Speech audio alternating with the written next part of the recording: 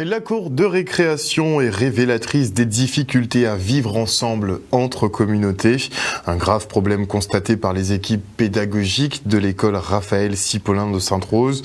Et afin d'apaiser ces moments qui sont censés effectivement être joyeux, eh bien ils ont souhaité intégrer un programme d'échange scolaire Erasmus avec la Roumanie.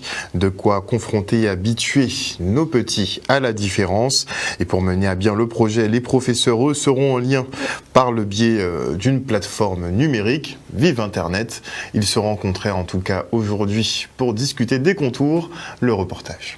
Aujourd'hui, nous sommes sur un projet Erasmus que nous accueillons donc des Roumains qui, à travers ce projet Erasmus, travaillent avec nous pour 2 écoles de Sainte-Rose et aussi une école de Pointe-à-Pitre.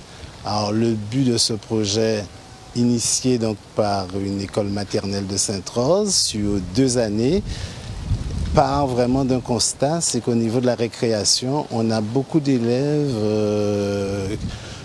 qui ont quelques difficultés à vivre ensemble, beaucoup de conflits à gérer. Et en ce sens, on a vu comment rendre cette récréation un petit peu plus apaisée, de manière que quand les élèves rentrent en classe, qu'ils soient plus prêts pour les apprentissages. Ce projet Erasmus+, intitulé CRIS, une cour de récréation innovante et saine, a été initié suite aux différentes difficultés rencontrées dans les différents établissements partenaires, à savoir notamment des actes d'incivilité de la part d'élèves, mais également une certaine oisiveté aussi de la part d'autres. La cour de l'école, c'est la même partout.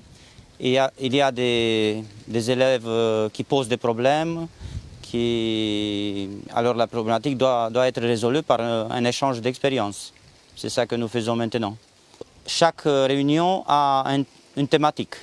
Aujourd'hui, c'est la première, on présente nos écoles pour voir quels sont les problèmes, comment on essaie de les résoudre, et on va apprendre un peu à gérer, à faire la médiation entre pairs à l'intérieur de chaque école. Et on va faire aussi des formations sur e-twinning, qui est une plateforme de coopération entre les professeurs. Comme cela, notre projet sera là aussi sur e-twinning. Nous avons déjà commencé à aménager la cour de notre récréation avec l'assistance de parents d'élèves. Et nous avons également commencé à mettre en place des ateliers de médiation autour du harcèlement scolaire. Et chaque projet, comme le nôtre, a un site qui est sur une plateforme qui est gérée toujours par e-twinning, qui s'appelle TwinSpace.